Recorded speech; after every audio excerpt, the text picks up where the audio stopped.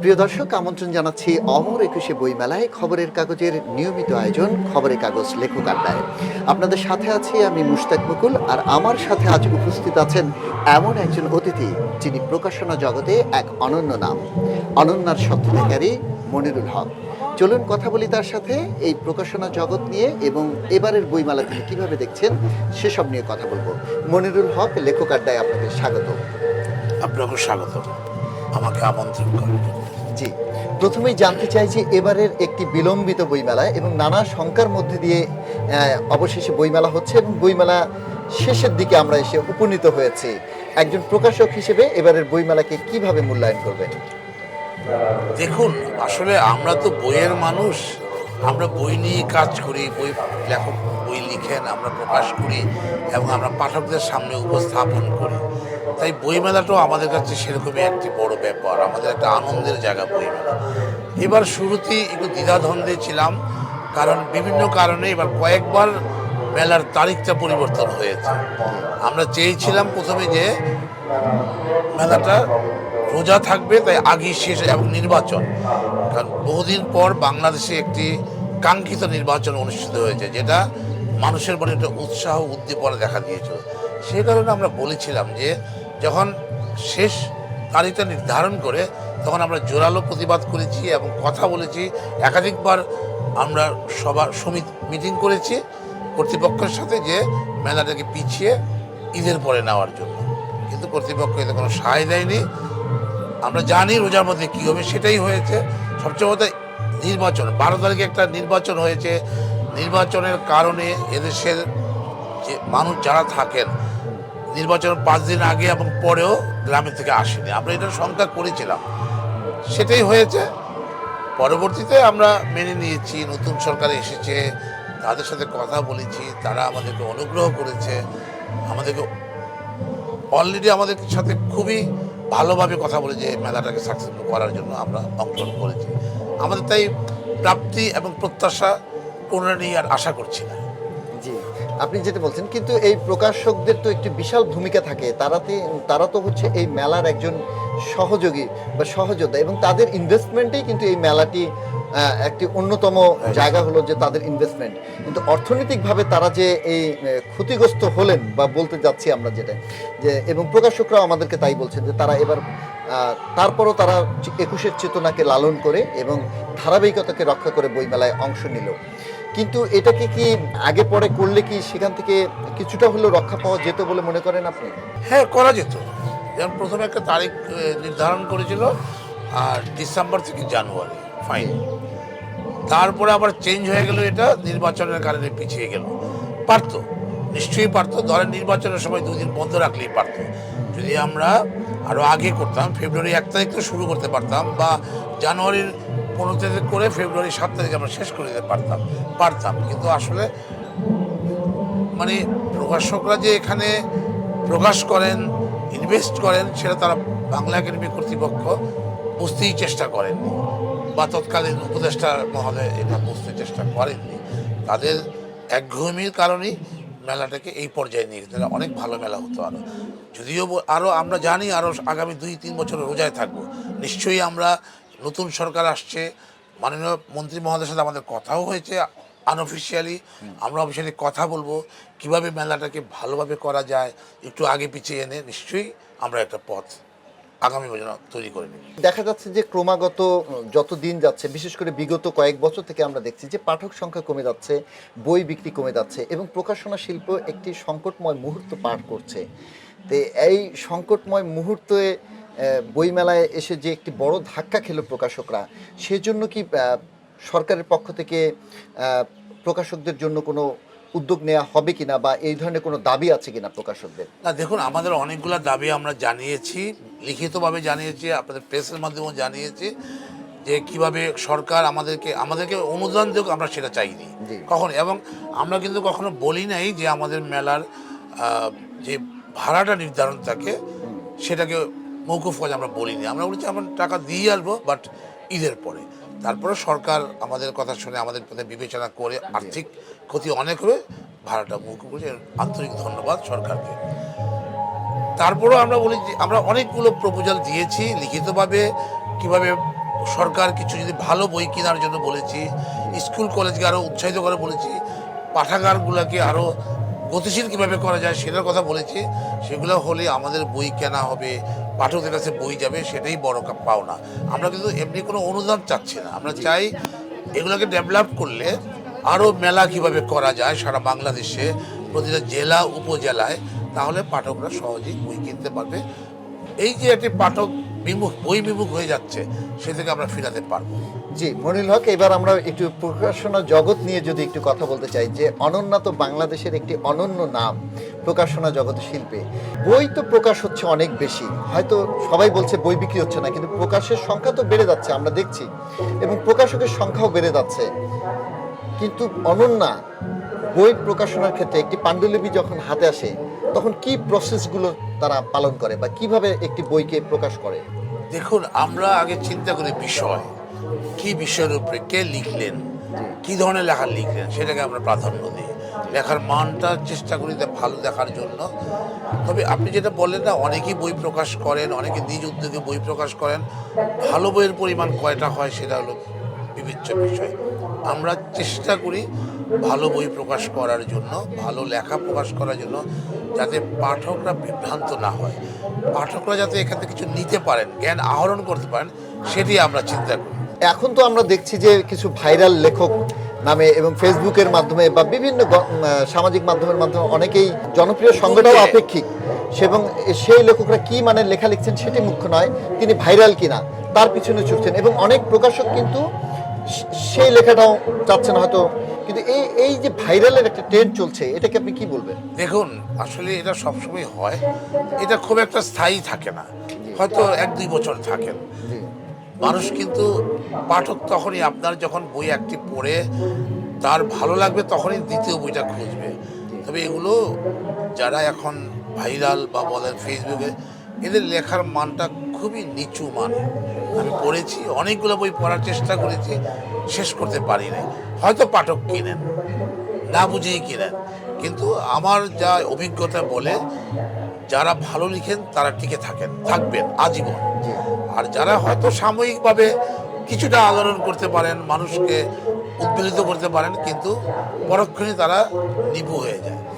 আরেকটি অভিযোগ আছে যে নিম্নমানের বই অনেক ছাপা হচ্ছে, আপনিও বলছিলেন, এবং অনেক বই ছাপা হচ্ছে, অনেক প্রকাশক এসেছেন, এবং এই যে বিশেষ করে সম্পাদনাহীন বই ছাপা হচ্ছে, ভুলভাল বানানের বই ছাপা হচ্ছে, এই বিষয়টাকে আপনি কিভাবে বলবেন?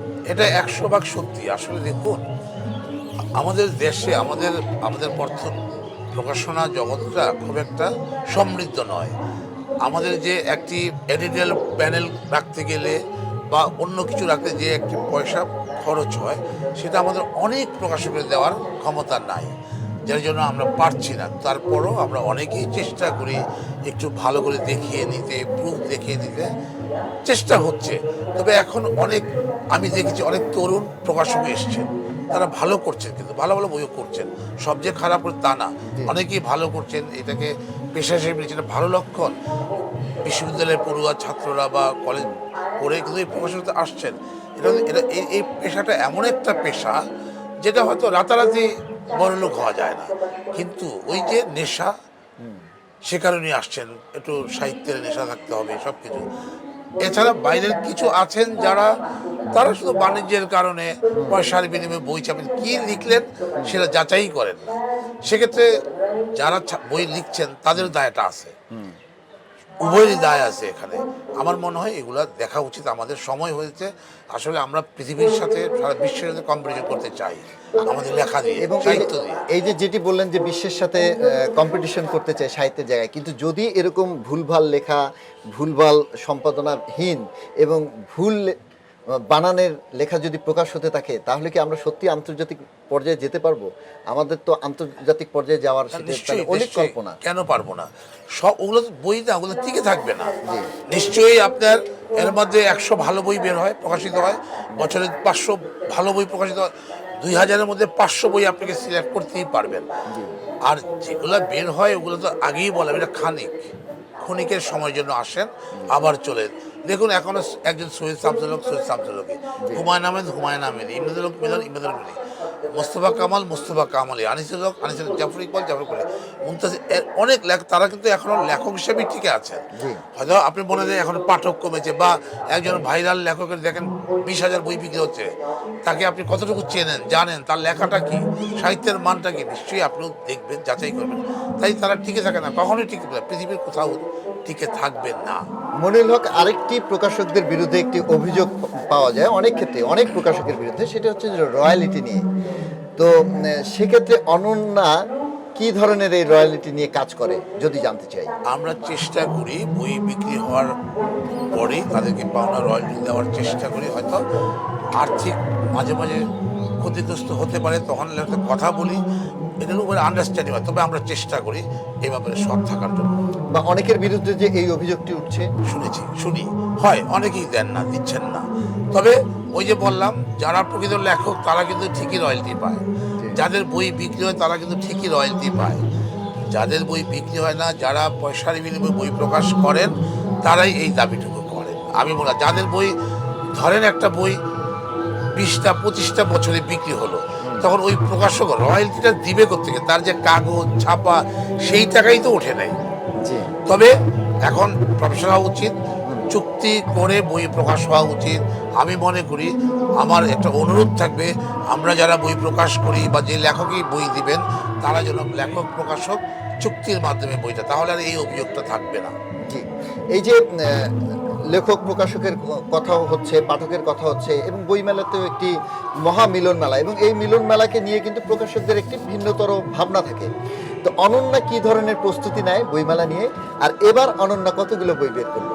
দেখুন, আমরা বরাবরই হয় কি, এক মেলা শেষ হওয়ার পরে আমরা 1-2 মাস পরে আমাদের প্ল্যানিংটা করে ফেলি। আমরা কোন বিষয়ের উপরে বই প্রকাশ করব, কোন লেখককে আমি চাই, কি ধরনের বই প্রকাশ করব। আগে আমরা পাঠক, কারণ আমরা তো এই পাঠকের সরাসরি কথা বলি, আমরা বুঝতে পারি পাঠকের মর্জি কি চায়। আর এখন পৃথিবীতে এত বিষয়ের অবতারণ হয়েছে, বিজ্ঞান বলেন, যে কোনো বিষয়ের ভালো বই দরকার। তবে আরেকটু আপনাকে লক্ষ্য করতে হবে, ভালো লেখার বড় অভাব, এটা কিন্তু আমরা হারে হারে ফিল করছি। আচ্ছা। ভালো লেখা একদম নাই বললেই চলে, সেটা কিন্তু একটা আমাদের সেক্টরে অশনি সংকেত। আমি যে ভালো বই প্রকাশ করব, আমার তো লেখা পেতে হবে। কয়টা ভালো বই লিখেন বছরে? যারা ভালো লিখেন তারা বছরে 1-2টা বই লিখেন, প্রকাশক তো অনেক। এটা কিন্তু একটা বড় কারণ। আমি মনে করি আমাদের ভালো লেখারও দরকার, এবং ভালো মানসম্মত বই লেখার দরকার, মানসম্মত বই প্রকাশ হওয়া দরকার।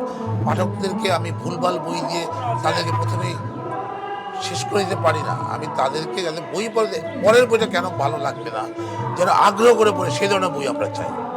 তাই আমাদের সবসময় চিন্তা থাকে ভালো লেখা, ভালো বই মোটামুটি নির্ভুল চেষ্টা করি করার জন্য। তারপরেও মানুষের চোখ তো ভুল কিছু হতে পারে, আমরা পরবর্তী সংস্করণে এটা আমরা ঠিক করার চেষ্টা করি। জি। অনন্যা এবার কতগুলো বই প্রকাশ করলো?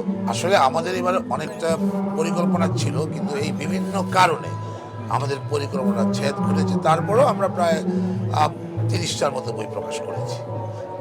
অথচ গত বছরও আমরা 140টা বই প্রকাশ করেছি। এবার বিভিন্ন কারণ, এই মেলা হবে কি হবে না, যাবো কি যাবো না, পরিবেশ কি, লেখা অনেকেই লিখেনও নেই, কারণ যেহেতু আমি মেলা যাবো কি না আমরাও সেবার আগ্রহ দেখাইনি, সেই কারণে। জি। মনিরুল হক, আমরা একবারে অনুষ্ঠানের শেষ দিকে, যদি বলি শেষ সময় এসে নতুন যারা প্রকাশক আসবেন তাদের জন্য আপনার পরামর্শ কি থাকবে? নিশ্চয়ই যারা আমার সতীর্থ হবেন, আমি নতুন যারা অভিজ্ঞ থাকবেন, তাদের পরামর্শ নেবেন এবং ভালো বই বেছে বেছে বই প্রকাশ করবেন, এবং পাঠকরা কি লেখা চায়, কোন বিষয়ের উপরে, সেই জিনিসটা মাথায় রেখে বই প্রকাশ করবেন। অবশ্যই বই পাঠক কিনবেন, ভালো বইয়ের পাঠক এখনো আছে। এবং আমরা যে প্রযুক্তির সংকটের কথা বলছি, যে প্রযুক্তির কারণে পাঠক সংখ্যা কমে যাচ্ছে, এটাকে আপনি কিভাবে দেখেন? না, আমি মনে করি না। প্রযুক্তির জায়গায় থাকবে, প্রযুক্তি আরো অনেক আগাবে, কিন্তু বই কখনো পুরানো হবে না। একটি বই পড়ার জন্য মানুষ আগ্রহ নিয়ে বাসায় সংগ্রহ করে, এবং একটি বই যখন একটি বাসায় যায়, একজনে পড়েন না, কয়েকজনে পড়েন, ছেলে মেয়ে বাবা বোন সবাই পড়ে। আর প্রযুক্তি তো এই আসলেই চলে গেল, প্রযুক্তি থাকবেই। প্রযুক্তির কাছে আমরা অবশ্যই, প্রযুক্তি যেভাবে যাবে আমরা সেভাবেই যাব। তারপরে আমি মনে করি বইয়ের বিকল্প কিছুই হতে পারে না, মানে হার্ড বইয়ের বিকল্প অবশ্যই না। শেষ সময় এসে জানতে চাই যে এই পাঠক যারা হচ্ছে এই বইয়ের প্রাণ, সেই পাঠক এবং ক্রেতাদের উদ্দেশ্যে আপনি কি বলবেন? দেখুন, আসলে পাঠকরাই আমাদের প্রাণ। পাঠকরা বই কিনতে একজন লেখক যেমন উৎসাহিত, একজন প্রকাশকও উৎসাহিত হন, সেও সারভাইভ করতে পারে এবং পরবর্তী একটি বই প্রকাশ করার তার চিন্তা ভাবনা থাকে।